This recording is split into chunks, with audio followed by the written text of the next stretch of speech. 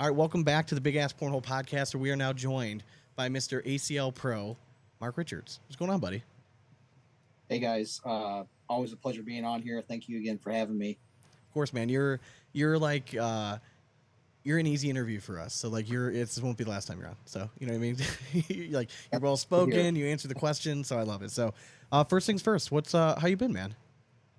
I've been good. Obviously, we got the ending of the 2024 season coming up with Spencer McKenzie's. Yeah. Heard you guys are going to that. Yes, sir. There we are. For the first time, man. Oh boy. I mean, it's just there's no better way to end the 24 season than going out to Spencer McKenzie's. I'm super excited for that. But other than that, getting excited and ready for that. Been golfing a little bit with my dad. I'm a married man now. Dude, I was going to say, we have a lot to get to. Congratulations. So let's break this down one at a time here. So the golf game. Let's go important stuff first. Golf game. Yeah. How's your golf game shaping up? Like, how are you shooting? It's getting a lot better. This summer is the most I've ever golfed. Sweet. I probably went double digits now, which is really good for me. God, yeah, that's awesome. I just did my personal best today. I shot a 95. Hell yeah, okay. So, Nice. other golfers, Tony, Ethan Walker listening, please do not flame me. Dude. I'm getting better as the day goes on. They will agree that once you break 90, then it's just like, then it becomes like, I don't know, it seems like once you break 90, then you're going to be stuck in this range from between 80 and 90 forever. And that's where I've been in that void for 10 years. I'm trying to break through hard. Yeah. Like I'm knocking now, don't on get the me wrong. door. I have had rounds below 80 Yeah. before, but it's not a consistent thing at all. You know what I mean? Like, so it's just keep grinding. And honestly, I'm sure from the day one to today, you've seen like a drastic difference, right? Huge difference. Okay. I think a lot of times it's like my short game sucks, but everything else is good to go. Yeah. Like that's me. The guy I'm golfing with tomorrow morning, his short game is probably the best I've ever seen. Sweet. But his long game is just average. But so get tips and tricks. You know what I mean? Watch what he does and ask what he does. And when you're chipping, I'm always interested to hear like newer players. When you're chipping, what are you typically using? What club are you using to chip? Oh my gosh. So my favorite club in my bag is my 60. Okay. Yeah. Nice. I don't know what it is about it. Like if I'm 70 to 100 yards out, I love because I'm not going to use the probably exact terminology, but like I hit it a lot higher than any other shot. Yes, correct. And that's like my favorite shot to hit because I normally hit it pretty good. I figured you had a good short game only because you kind of have good touch. Like you're a natural athlete. Because those inside 100 shots, like if you're not playing a lot, like those are the ones that to me always get me. I can go out and swing a club full, get up and rip the ball 200 yards. But if you leave me 30, 40 yards out and you got that little half swing with a 60, that's what like I know if I'm playing well, if those shots are going well. But I figured that would kind of be in your wheelhouse. So yeah, it's probably the putts, and then obviously what everybody struggles with is the slice. Yeah. Now you're a lefty golfer as well? Correct. Okay, so do you find it hard learning being a lefty golfer? Because 90% of the golfers in the world are right-handed. Like, do you find, like, can you watch a righty and then apply it left-handed? Does that make sense? I do, more in just like the prep before the shot. Okay. I've actually been watching a lot of, I don't know if you guys have seen it, the Bryson DeChambeau stuff on YouTube. Yeah, oh, yeah. Oh, my That's God. pretty much all I do is watch cornhole and golf. Like, that's all I do. So, like, every golf, like, major dude, I've watched, like, every video. Yes, I'm a loser. So, Tony put me on that about a month ago. He was over at my house, and we watched the Bryson and Phil one. Oh, that's great. That's ever since I've been just watching the heck out of those. Did you watch the one with Trump? I did. Dude, how well?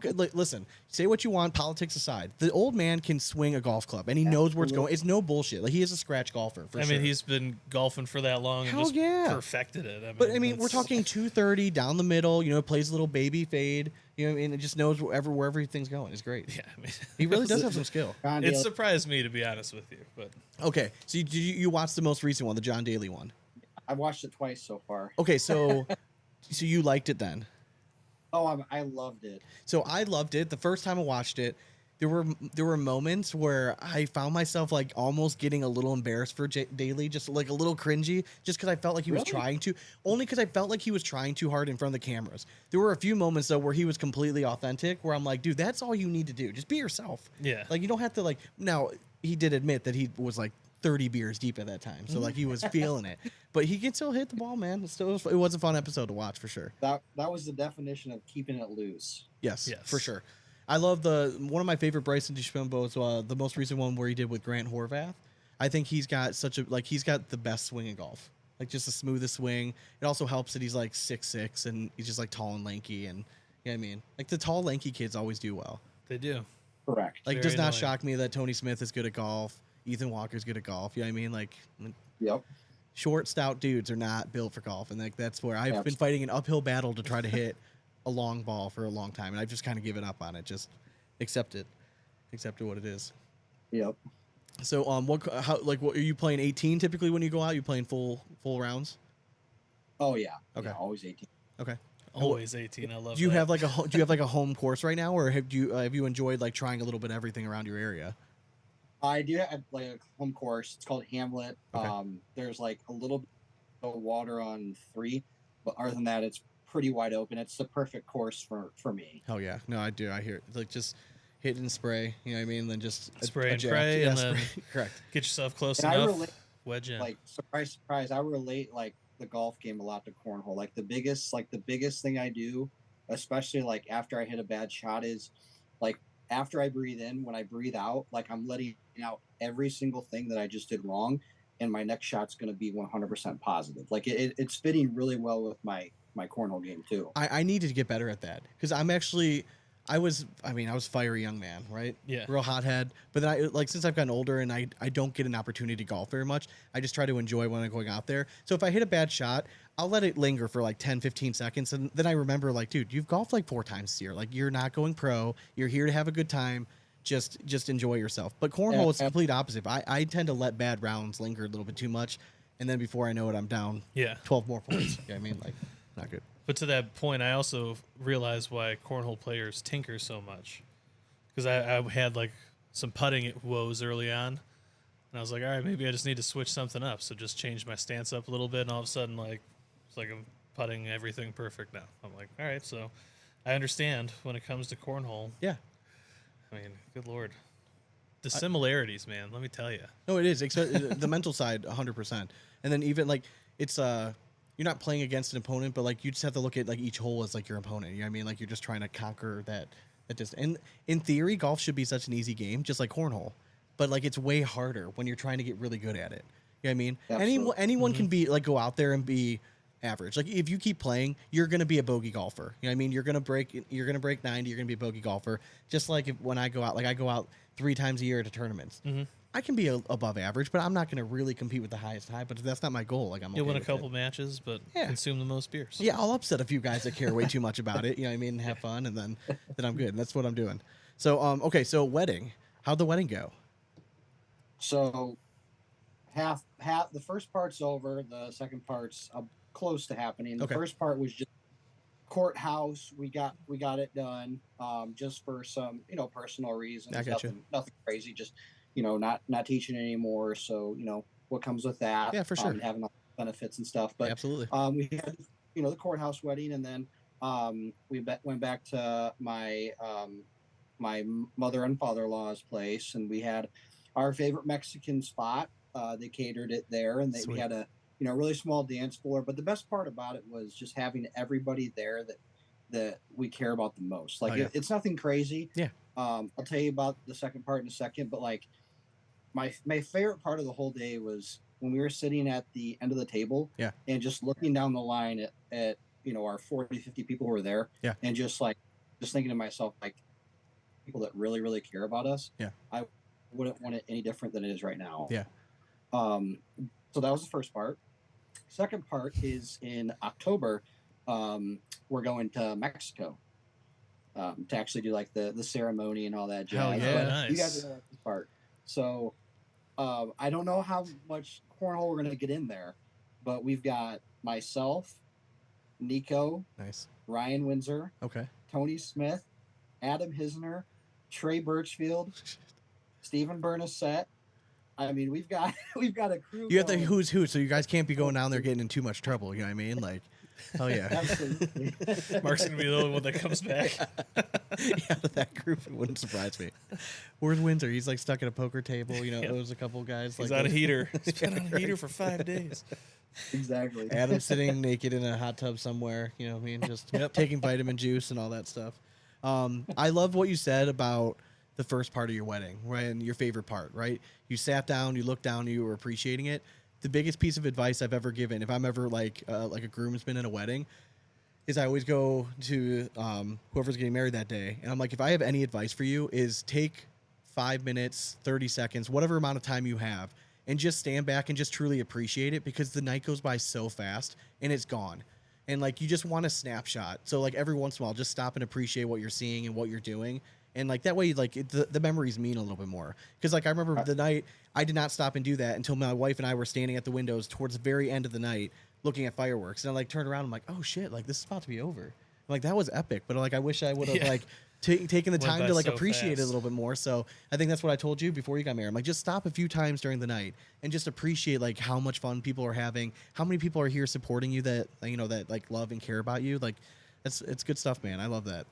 It's funny you said that, because I think my father-in-law said the same thing to me and Shelby right before it happened. So Yeah. it's funny you say that. It's great advice, man. Like, especially just when you've already gone through it. You know what I mean? Like, you were like, damn, like, I wish I could have had somebody that tell me that. So Sure, for sure. I like that. So Spencer McKenzie's, right? It's coming up. When are you heading down?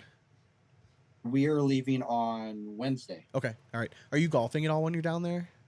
I thought about it for a second today, but I don't see enough time there. I Like, know, yeah. Thursday we're at Shamar's, Yep. and then Friday is like a little bit of, celebrity event, nothing crazy. That would probably be the day, but obviously Saturday and Sunday are the big days. Yeah. So I don't really see a day where we could do it, but I would have liked to. Us too. Yeah. Have you gone like on an out of town like golf trip yet? Yeah, so I did it one. Well, I've done it twice now, technically. Okay. The one to Rock Hill, but I don't really count that because we drove. Yeah. Okay. Like, I did do it once where, like, I physically like bought a bag to go on the plane with the clubs. Yeah. And I forget where me and Tony did it at, but I have done that once so far. Okay. So you and Tony have gotten pretty tight then over this past year? Oh yeah, no, absolutely. We don't like talk like every single day, Yeah. but like when we do talk, it's like, 30 minutes, hour and a half long conversation. Like, yeah, I consider us really good friends. Okay. Now, it's still Spencer's. Is it as good as everyone advertises it to be?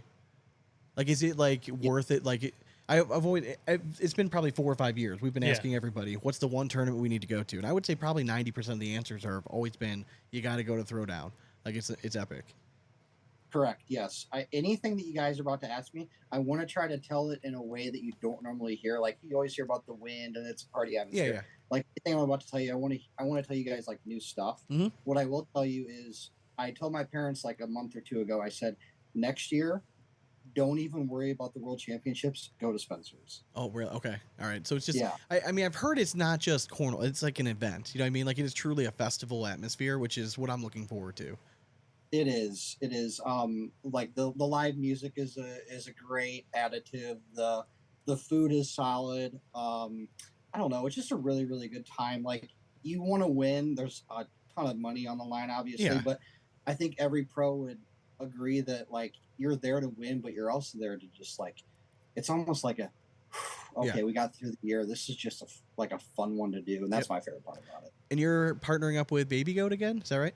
Yeah. We got third, we got second. I feel like it's only right that we do it again and try to get, first. I mean, law of averages, right? Yeah. You guys keep working your way up. Got to break through it. Okay, so let's talk about Alex just for a second, because we all know how immensely talented this young dude is, and we've seen it. But then when he goes on a broadcast, like, he tends to get nervous.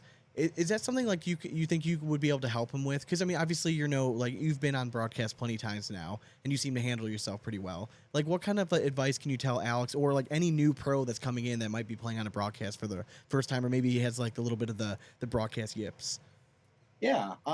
Obviously, I can't relate to him as far as like an age thing, because I started when I was, I don't know, 21, 22. So I can't really I couldn't tell him too much about that part, but I don't know. Like, obviously, like, people who are over 21, when you get a little alcohol in you, that definitely helps. But as far as that goes, I mean, I know that kid prepares really, really well. Yeah. I know he's got a great head on his shoulders. I know he's got a phenomenal family and a great group of people around him. No matter who you talk to in the league, I mean, you can't say one thing bad about the kid. I really don't know. I think it's just going to take some time. I think he might be going through a growth spurt right Yeah. now. I'm excited to see, when I'm partnering with them this coming weekend. Last year it was like I'm looking, still pretty down on them. Correct. We might be pretty eye level this year, so I don't know. But to answer your question to anybody who's on the broadcast, I mean, taking it one bag at a time, just like the stereotypical stuff. I mean, I always have been somebody who doesn't like to look around at like everybody in there. I like to just focus on like the bag of my hand and the whole down the line from me. But I mean, maybe it is a good thing to, kind of like you were saying with the whole wedding thing, like taking like 5 to 10 seconds and really like understanding, okay, I'm here for a reason. Like there's no reason for me to feel any kind of nerves or anything right now. But I also do think being nervous isn't a bad thing. Yeah. Like that means you care about the game. And I don't know if he or anybody else has ever thought that way, but maybe if you do think that way, maybe that can help him or anybody else. So you're like for sure. I think honestly, like I think just feeling like it's natural to be nervous sometimes, giving the difference to everybody. Yeah. Like if Scheffler says that before every shot, right? He gets nervous before every shot, and that's just because the guy cares. Yeah, correct. Yeah, I think it's accepting that being nervous is okay. It is. You don't have to look at it as a flaw necessarily. You know what I mean? And that can go for being on ESPN broadcast to being on like a live stream. For you know sure. What I mean? Because like you see it all the time in these intermediate players at a regional. They get on the live stream court for the first time, and you just watch them throw like nines, right? Like playing like good game, and then all of a sudden they all get on the live stream court and they're averaging like fours. You're like, what the hell just happened? You realize like, oh, like they're trying too hard. Mm-hmm. Like you know what I mean? Like they're getting mad at themselves because they're playing getting hero nervous. ball. Yeah. So I've always thought of you as kind of like an insightful guy, like a guy that like does his homework and like to try to not just improve the physical side, but also like the mental side.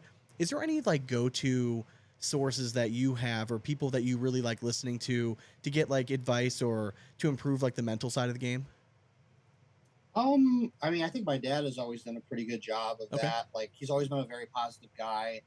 Always been very humble. Like being positive and humble is like two very important parts of my game. Okay. And I mean, I read like the two books that I read to the kids when I was teaching were one called like Make Your Bed.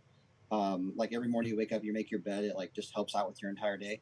But the other book that I actually like, I bring on flights with me, I take notes on, is a book called Think Like a Warrior. And there's like 5 points to the book that are very, very important to my game and just in a way of life. It's, controlling what you can control, ignoring the naysayers, reminding yourself, I love what I do each day. Like those are the 3 main aspects of those 5 points. And I tell myself that all the time when I'm playing. Okay. I like that. So you kind of like glossed over it early on that you're doing this full time now. Like you're not teaching anymore. So like what all went into that decision? That had to be a big choice. It sure was. Obviously, like just the behind the scenes stuff, insurance benefits, all that jazz. Like, I've got a house now with my wife. I've got bills to pay for. Like I had to make sure that was squared away, of course. Yeah. But it really came down to this last year teaching. It didn't go that great for me. I was 100% giving my absolute best effort each day in the classroom and then in the gym, but I wasn't getting that back from everybody at the school. Okay. There were people in the school, could have been kids, could have been teachers, could have been both, that did not support me 100% in what I was doing. They might have made fun of me. They might have made fun of me to my face in a jokingly way or behind my back. But at the end of the day, it did not sit well with me because it is something that I give 110% effort to. And if you are not going to support me, then I cannot give my 100% effort each day. Do you mean like they were giving you a hard time or like, in quotes, making fun of you, like about playing professional cornhole? Is that like the aspect of it? Yeah, there was kids who would bring up, past events that have happened, like at the World Championships with the bags a while ago. Like why in the world, when you see your teacher doing good things outside of this, that you can and say, hey, wow, my teacher's actually doing this. I want to like do something good in the world. Instead of saying that and thinking like that, they're trying to bring me down in what I'm doing. What age group did you teach? So I taught anywhere from kindergarten to freshman. That's wild. Was it a private school? No, public, super small. Oh, okay. I was gonna say okay. Wow. Okay. That is that's a very large. Yeah, man. Like my kids are still young enough now that I can just ignore them, like anything they say. But like I can already see with my daughter who's 7 and she's going into first grade, just like the whole attitude change and everything like that. So Yeah. we've had to have a few chats recently where I sit her down and be like, listen, I know you think you're hot shit right now, but like I'm way cooler than you. And I will literally embarrass you. Keep telling her that. Yeah, listen. Every day I drop her off at daycare, she looks at me and she tries to give me a hug in the hall because she doesn't want me to go in the classroom. Our rule is if you don't let me go in the classroom and walk you in, I'm going to embarrass you. But every day she tries it, and every day she walks off, and I open the door and I call her a nickname, and she gets all mad and stomps off. So like I live for that shit, man. It's great. So you make the decision. You're cornhole professional. Obviously, you know, playing well, performing well is now a top priority for you, right? Because obviously it equates directly into better payouts, better sponsorship opportunities, and obviously sponsorship opportunities go outside of just doing well. I mean, obviously it's how you represent yourself and the companies and all that stuff. Absolutely. You have, since you've gone into the league, you have been top dog, right? I mean, it's hard to dispute that. I mean, you kind of burst onto the scene, you win the world championship, you're MVP. The next year you followed up, and listen, there was no sophomore slump, and then you had this year, and I don't want to say it's like a bad season because I think 90% of the ACL pros in the league would be very happy with the season you had. You guys ended up as one half of the number 1 doubles team in the world, but you look at singles and like it seemed, at least seemingly on paper, that there were some struggles. Like, how do you, looking back now that the season's almost done, how do you reflect on all that? Yeah. The first thing that came to mind was, you know, right before the World Championships, I get the email from Todd saying, you know, I'm in the Open Doubles of Champion, you know, tournament, but I'm also in singles. You know, I had to kind of think like, oh my God, that did happen in the 2024 season. Like that was forever.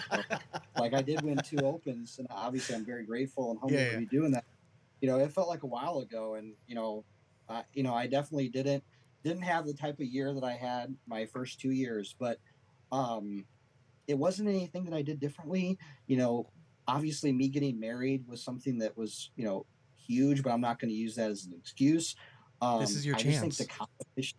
What's that? This is your one chance. I mean, like, I just think the competition has gotten extremely good. Okay. And, you know, I'm not someone who's obviously going to shy down from that. Yeah. But, you know, I went 1 and 2 in the World Championships singles, and I threw a 9.82. And I'm not someone who ever checks my PPR and is someone who's going to, you know, brag about how I went 1 and 2 on the day, but I threw this. I'm never going to say that. But I really felt like I shot good in singles, especially in the World Championships. Yeah. And I just didn't get those breaks that I was probably getting my first 2 years. I obviously know the I guess the target that I set on my back. Yeah. And understand, you know, everybody's going to give me their best shot. Yep. And I shouldn't look at that as a negative thing. I should look at it as I put myself in that position, and that's a really good thing that unfortunately not everybody in the league gets to experience. Yeah. That's very true. So we called it originally, I think it was the Matt Guy syndrome. 100%. You know, everyone wanted to beat Matt Guy. Yeah. So I mean, he got their best game every single time. Yep. Okay, so obviously a few things changed from like last season to this season, right? So I'm gonna just throw some random stuff out because like when I was looking at your performance from, you know, the previous 2 years to this year, there was clearly a drop off in stats, right? So, and I'm interested to get your take on why. So like in last season, you ended singles at a 10.12. This year ended at 9.47. In doubles, you were at 9.69 last year, and this year at 8.95. Obviously, doubles went well. You guys were great. I mean, number 1 doubles team, whatever. You changed bags a little bit this year, right? And then did you change any like style, play, game strategy wise at all? Did you get like more conservative this year? You know, it's funny. Everybody like they say like, are you trying to block more? You know, this is the first year where I've actually thrown a different bag in doubles and singles for the most part. Okay. You know, mostly in doubles we threw the Elite Pro Snipers, which I loved. Yeah. And in singles I threw the Pro Snipers, which obviously I love as well.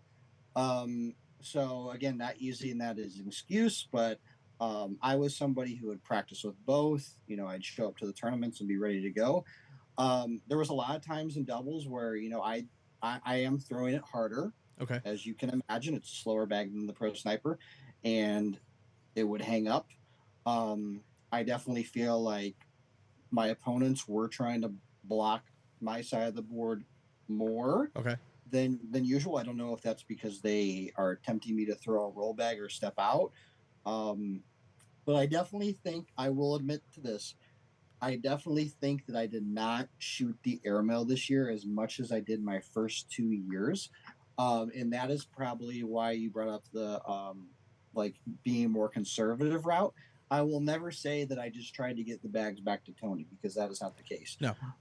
Multiple times this year, we both stated that I'm going to play my singles game and Tony's going to play his singles game. Yeah. And I think that's the best route in order for us to both be successful. Well, yeah, and it worked. And absolutely. 100%. So, yeah. Nothing to hang your head about here.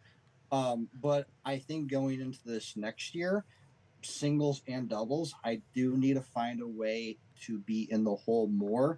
And if I'm not in the hole, I need to be deep, really deep into the hole. Did you not shoot the airmail as much because you added a new shot? Like you added a roll bag that you felt more confident in? Correct. I just felt like I feel very confident in my roll too. Okay. I mean, like it is a more conservative shot. Yeah.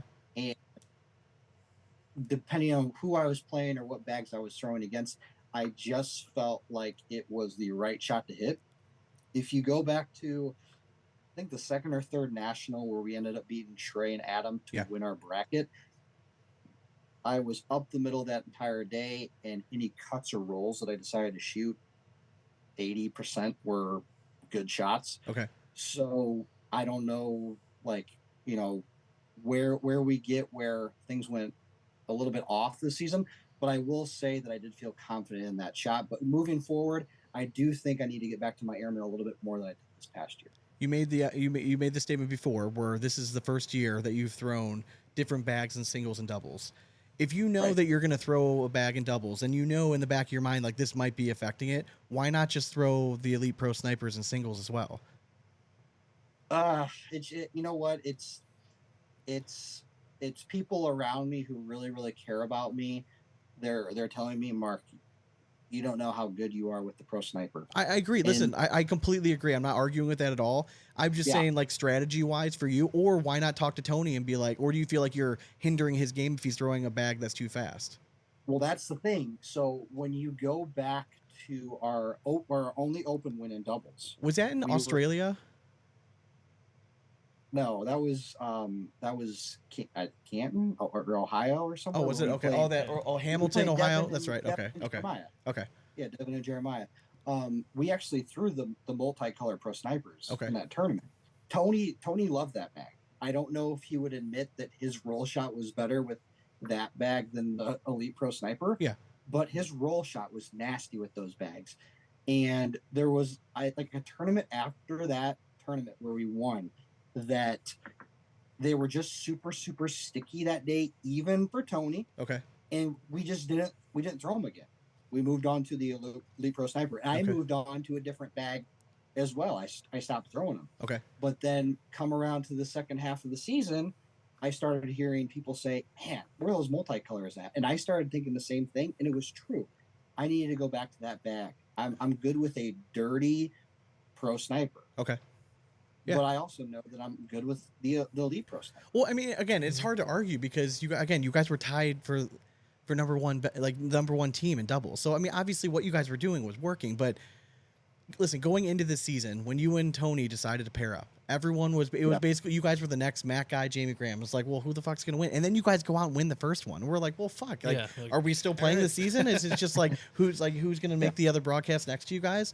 And then obviously it was a little up and down. I mean, it was solid enough to still finish tied for first. You know what I mean? So it was a great season. I just always interested in getting behind the scenes, like, what are your guys' thought process going into decisions? Because ultimately in cornhole, there's not a whole lot of equipment involved. You know what I mean? Like there's not so much you can change. You know what I mean? Like unless you guys are both gonna start wearing gloves or something. I mean, comfortability is such a huge part of the game. Like you gotta just feel 100% confident with whatever you're throwing at all times. Oh yeah. So I know there were a few listener questions. I was going to bust those out real quick if I can pull this up. I actually took pictures of them because I know my internet never works at Dane's place. Look at you. I know. Learning. All right, so we kind of asked that. Not that one.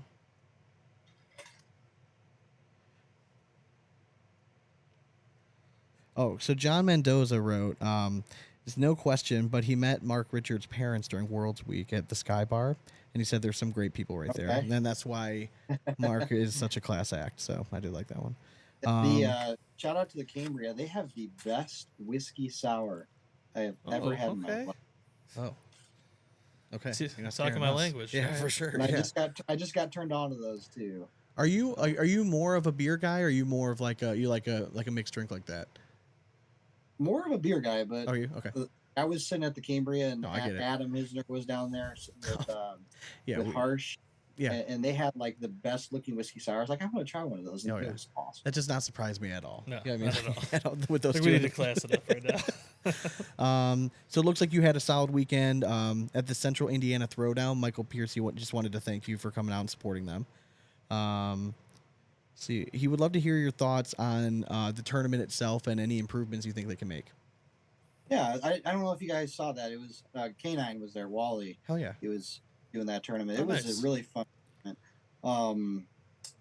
So that was actually the highlight that I've had in the last few months, was winning with Mobilia. It felt really good to just win a solid cash tournament. But it was good. I mean, other than it raining for 20-30 minutes, it was under a canopy tent while he was broadcasting.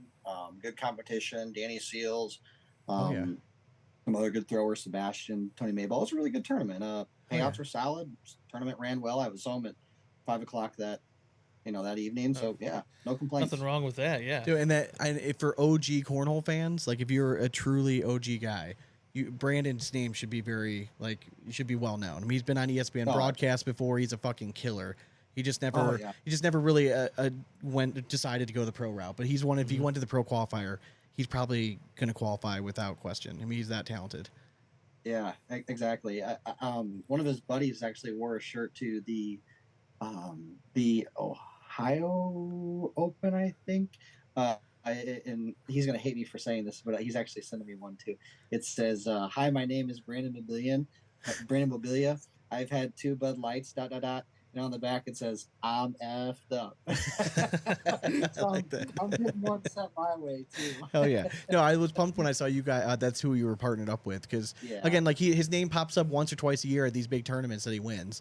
You know what I mean? And he's just like one of those guys that it reminds you how many talented players there are that are still lurking, that if they decided to come up and ruin somebody's day, they probably still could. Easily. That's pretty crazy. Yeah. Stephen Doan, I just wanted to. He was the one that was asking about the mental aspect, and he was asking if any book recommendations. So the book he was saying was Think Like a Warrior that you recommended. Correct. So I wanted to go over that. You got any fun stuff over there? I know you do. You know, Mark, are you were you like a fan of movies growing up? Yes, I was hoping you were going to ask me this. Oh yes. I mean, I don't know. I don't know which way he was thinking I was going, but we're gonna do a little tier talk. All right. So we'll basically rank them from like honorable mention, then 3, 2, 1. Okay. And I want to know your favorite childhood movies. Oh man. Childhood? Yep. Oh, we can't do like. What do you want together? What you want to do all together? We can do that afterwards. Okay. All right. Childhood movies. We need childhood to start. Okay. What's like the age like? Let's say a movie that you saw up until like your teens. Okay, that's fair. All right, so like you got from like 12 all the way down to, I mean, for you would it have been like. All right, so all right, well, I'll start. A Bug's Life. You want me to start? All right. I've never even seen that. Oh god. Oh good. Well, not yet. You don't have kids. It's all gonna come, man. That Disney stuff's gonna come roaring back. All right, so I got to give an honorable mention to, just because I was such a big fan of them growing up, Ghostbusters. Yes. Ghostbusters for sure. Pick. Number 3, the first Teenage Mutant Ninja Turtle movie. Nice. Like without a doubt. Number 2, Three Ninjas. Great movie. Right? Are you seeing a theme here? Oh yeah. Yes, I am. Never seen that one. You never? It's like a cult classic. I don't know if Rocky Loves Emily, for anyone that's seen it out there. You know, and Tum Tum. Tom. What's up? All right, my number one childhood movie. There's a few that I feel like I could go with. I gotta say, listen, it's a sports movie. I gotta go Rudy. Like that was like my go-to, like feel good, Nice. like movie. Like Yeah, that was just that was my favorite. You did man. watch it all the time. I did. I have to go with it. Yeah, that's a good pick. And I I don't know yeah. where my cat is right now, but that's our cat. Listen. I figure I was playing to the audience. Exactly. Not, so. Pandering to the guests, Sean. That was pretty good off the dome. I'm normally not that good off the top of my head, so that's pretty good. All right, Mark, who you got? I'll go last. You go ahead. All right, so let's see. I already know your number one. I bet I can name it. I'm going to write it down now, see if I can get it. Okay. Well, I'm going to go honorable mention D2, The Mighty Ducks. Oh, that's a good one. Oh, yeah. right? D2. D2 was correct. just, I thought I liked it more than the first It's one. still the only reason I know the difference between Greenland and Iceland. It's it. Because Iceland's covered in green and Greenland's covered in ice. Yeah. Iceland's There you very go. Yeah, Iceland's very nice. There you go. For sure. Wow. Yep. Anyways. Just the education. All right. Man, I'm trying to. All right. So number 3, I'm gonna go with Ace Ventura: When Nature Calls. I almost that was up there. Correct. That's the second one. That was one of Again. the first movies that every time I would watch it, I'd belly laugh as a kid. Like yeah. it was so stupidly funny. I loved it. Oh yeah. Let's see. Then number 2. I mean, I'm gonna go with The Sandlot. Okay. I mean, yeah. Those. Yeah, I mean, I've watched a lot of sports movies. Your number one, I feel like you've mentioned on the show periodically through the last 5 years. If you're thinking it's Fern Gully, I was. That's what I wrote down. it's a great movie. Okay. But I would think like for repeat movies that I would watch as a kid growing up. Fair enough. I don't think I watched that one nearly as much. Fair. But I think my number one overall. I mean, there's a theme here with sports movies, but it's Little Giants. Oh, that's true. Like yeah, that's a I good watched that with my cousin Robbie, like Yeah, that ad was a good one. nauseum as a kid growing up. Like, All right. always loved that one too. I'll give you that one. All right. All right, Mark. I've not seen that one either. Oh man, That one's actually it's sneaky funny. Like, Oh, yeah. it's just as a former like gym teacher, you would greatly appreciate that. You know what I mean? Like you would like it's just got that good like little kid It's funny. feel. It's Rick Moranis. Oh, yeah. like Classic. can't beat it. Yeah, for sure. All right. Cool. Okay. So honorable mention, I would have to go Little Rascals. Oh, Nice. okay. Like the the Yep. newer version, right? Like I'm gonna assume so. Okay. Yeah, not the like black Whoopi, and white. like Whoopi Goldberg's in it at the very end. Like Yep. Whoopi, yeah, Whoopi. okay, oh yeah, I got you. Yeah, we're Absolutely. thinking the same ones. Number 3, Like Mike. Oh, Oh, okay, man. yeah, Another You classic. guys have seen that, right? yeah. Oh yeah, Oh yeah, that was our neighbor's favorite movie. Shout out Still B is. Robs. Still is. Like Mike 2, not very good. No, cool. First one's money. Did the second one still have Bow Wow? That's it. It is not. Yeah, I was See, gonna say, that's why it didn't work. That's probably Yeah. why it sucks. Yep. 2, I don't know if you guys are gonna be okay with this one, but I did see it as a child. It's my all-time favorite, but I can't do it number 1 for childhood. Caddyshack. Oh yeah, Yeah. Oh, No, yeah. I'm down with that. Yeah, listen. Okay, good. Yeah. Good. I love that movie. Listen, we grew up watching like The only History of reason the I World. didn't throw every Adam Sandler movie in there is because I'm still watching them to this day. Yeah, So correct, like, yeah. Okay. Yeah. And then number 1, Benchwarmers. oh yeah, another. Nice. Hey, speaking of Adam Sandler, Very true. there you go. That's Very true. Happy Madison Yep. Productions. I love Benchwarmers. I was more of a beer league guy. Beer League was a classic. I mean, Have you ever seen that entirely- movie?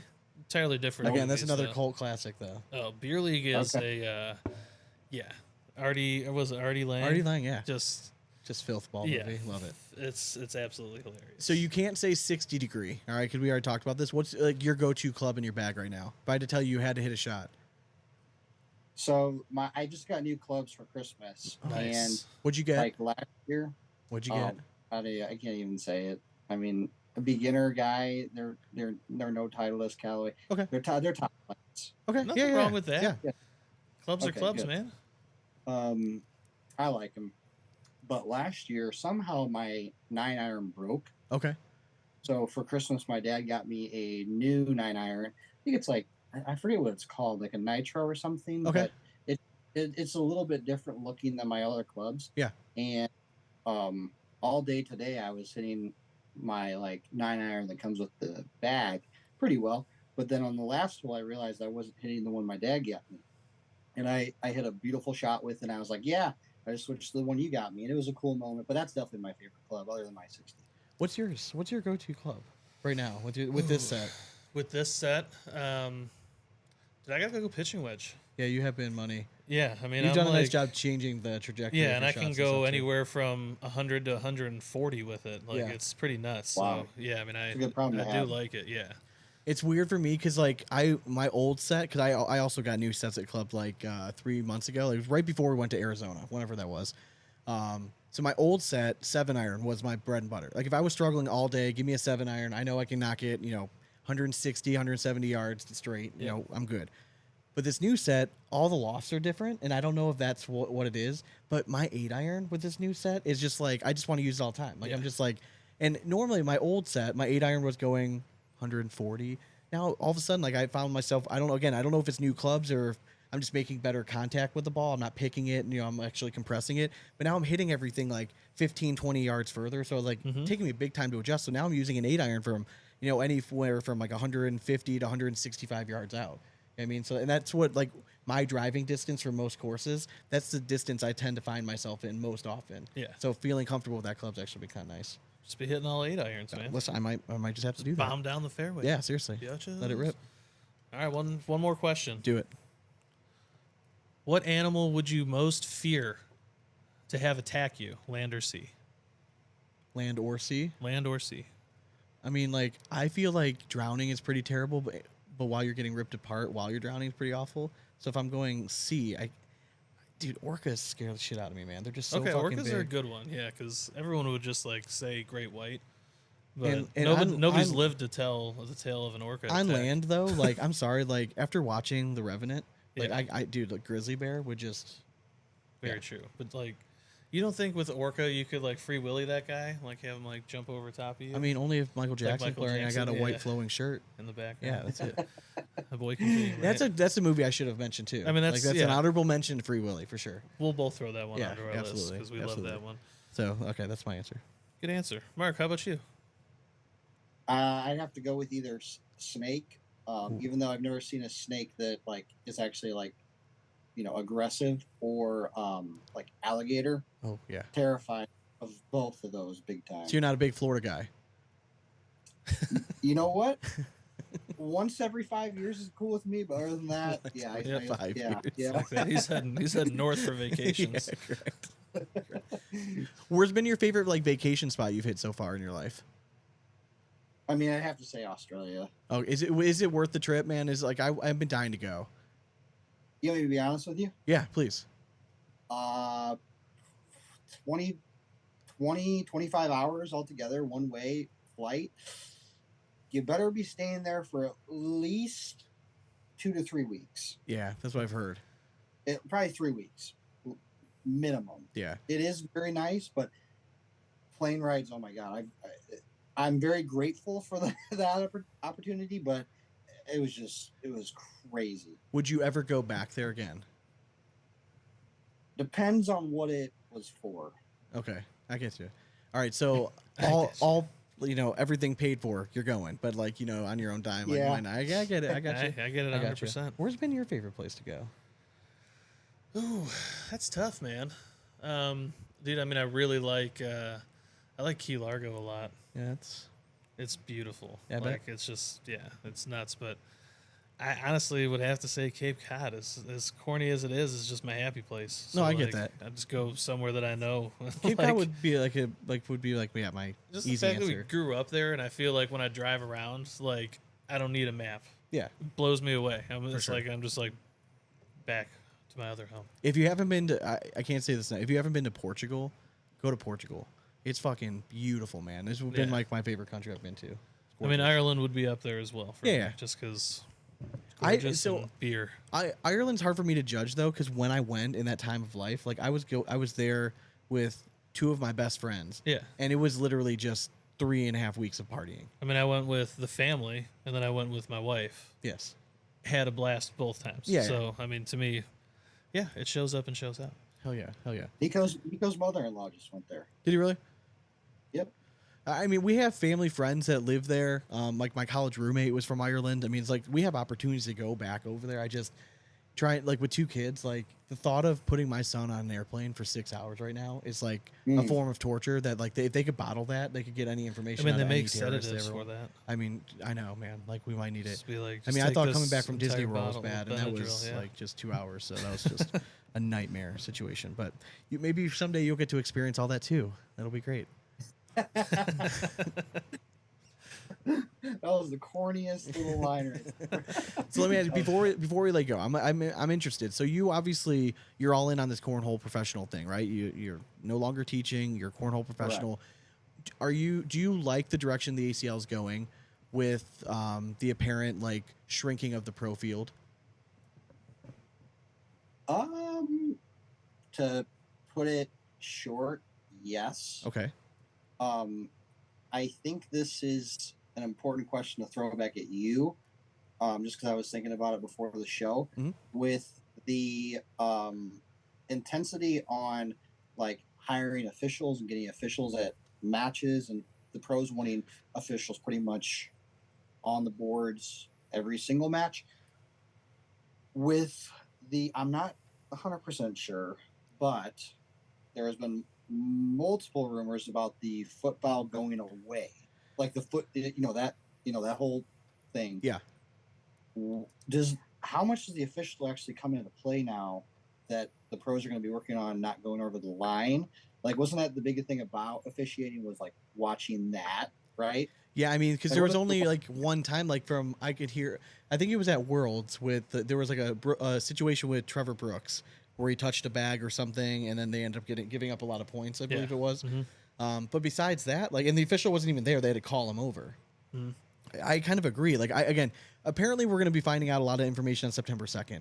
I posted the reel last week after our interview with Brian, where I kind of went on a rant saying, you drop some information, then you just like then you leave us in the lurch for like 3 weeks. Like, well, don't just do that. Just tell us. So apparently they responded. September 2nd is when they're like releasing a bunch of this information. So I'm assuming it's going to be more details about the pro field, how they're changing up the nationals. The rumor is that they're moving to 6 rather than 4, where you guys might only have to go to so many tournaments. So we'll get all those details apparently September 2nd. So I'm going to hold them to that.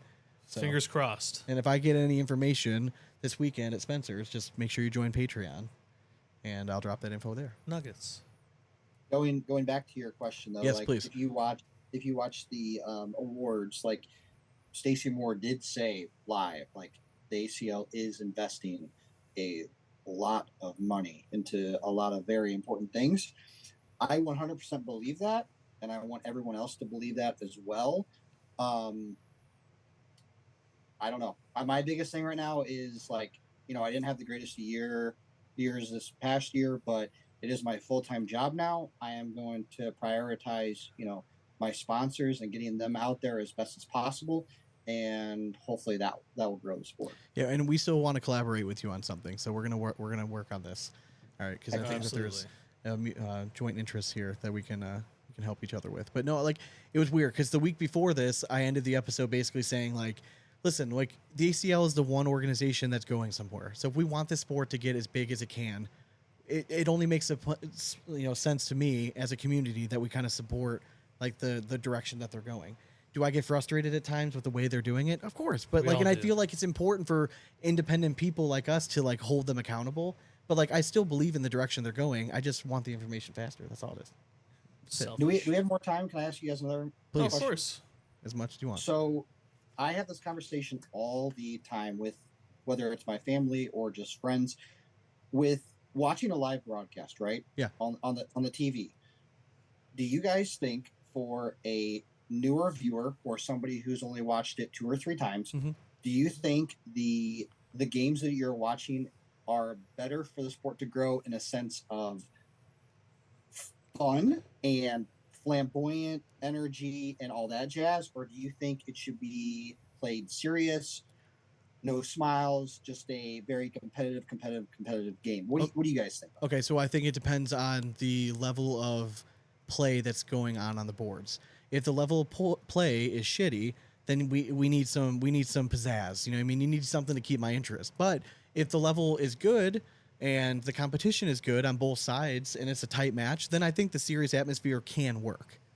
So I know it's like kind of a cop out, but to add to that, hopefully the shrinking of the pro field could potentially maneuver in that way where we're not seeing I agree as much crappy play. I don't, you know what I mean? No, I agree. Listen, it's no secret. We've said it 1,000 times on the show as the season went on that the product that the teams were putting out on the broadcast, they just weren't good matches. I mean, you had a bunch of blowouts early in the match, and you know it is what it is. I mean, it's you know water under the bridge at this point. But listen, I know. Listen, Nate Voyer, we've talked about it a bunch of times. You can go that route.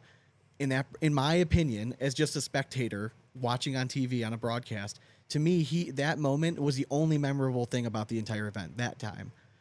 There were other good matches, you know, along the year, but like as a whole broadcast, like it's tough to argue. But again, if the level of play is up there, as a cornhole honk, like, you know, I want to see like good competition. I don't want to have to rely on the pizzazz, because then I think if we do too much of that, then we stick on ESPN H the Ocho. Yeah. You know what I mean, we're not legitimizing what we're trying to grow. But on the flip side, we're also, like you said, cornhole honks. Correct. So we're already watching to begin with. That's true. Is this really a fair question to be asking us when it should be the general public? Yeah, it might be an easier product to sell if pros were a little more out there, a little more rambunctious while they're playing. Flamboyant, dare I say. It's hard to compare because, grand scheme of things, professional cornhole is still in the infant stages, right? Yeah. You know, like when we're trying to compare ourselves to like these other major sports and like their broadcast numbers, they've been around for 100 years. Mm-hmm. You know what I mean? So obviously their grassroots levels, people are playing baseball when they're 4 and 5 years old. So they have an opportunity to become fans of baseball and then follow it. Same with football and all the way up. Cornhole, as it gets more popular in the youth level, it starts going into high school and building up to college. Like I do see the grand plan. I have to remind myself sometimes that Rome wasn't built in a day. And if sometimes when we're looking back on this, we're going to be like, oh man, remember all those hard times? Like, and all those wild changes they're making? Like, oh, I guess it was for the better. And I think if we just might stay patient. Eat it for a couple I mean, years, listen, you know, if we're still doing the podcast 20 years from now, something didn't go right. But I mean, so we'll see. But I don't know. I hope I answered your question, by the way. I don't know. You did. I kind of tailed off. I mean, I just want to play devil's advocate for a second. You know, for sure. No, I get it. All right, so we're gonna let the folks go at home. We'll have you hang on with us just for a minute, but I want to thank you very much for hopping on, answering tough questions, man. Like, no one. Listen, I'm sure, you know, true serum injected. It wasn't the single season you were hoping for going into the season, but I thought you answered everything with class, and you're just a stand-up dude, and I think you're a great representative of what like the ACL pro should be. So I'm excited to hear that there's another guy taking the leap and doing this full time. Hey, it's like John Daly said, I'm still alive. Hell yeah, brother. Hell yeah. All right, folks, hope you guys enjoy it. We're going to be off to Spencer's. Next week, we'll have a whole bunch of random interviews dropping. So if you're looking for bonus content, don't forget to check out patreon.com/bigasscornhole. But as always, we hope you throw it straight. And it's nothing but 4 baggers from here on out. Cornhole. Later. Easy as that. Recording stopped. How about that?